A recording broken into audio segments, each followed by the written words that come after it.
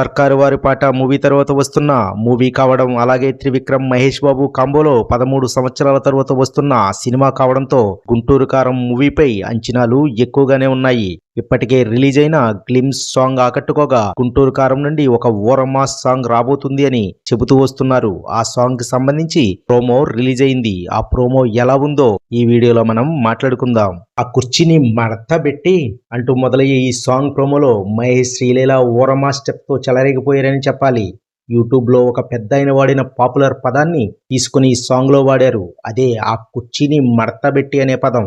ఆ పదం ఎంత పాపులరో మన తెలుగు రాష్ట్రాల ప్రజలకు బాగా తెలుసు. అలాంటి పదాన్ని సాంగ్ లో, అది మహేష్ బాబు మూవీలో వాడడం మామూలు విషయం కాదు. ఆ పదం ఎంత ఓరమాసో ఈ సాంగ్ కూడా అంతే ఓరమాసలో ఉండేలా ఉంది. ప్రోమోలోనే కుర్చీ మడతబెట్టే అంత మాస్ కనబడుతుంటే డిసెంబర్ 30న పూర్తి సాంగ్ తో కేసీపీడి ఖాయంగా కనిపిస్తుంది. గుంటూరు కారం మహేష్ మాస్ అవతార్ తంచి కొట్టి దుమ్ము దులిపేటట్టే ఉంది. చూద్దాం గుంటూరు కారం మసాలా ఘాటు ఎలా ఉండబోతుందో.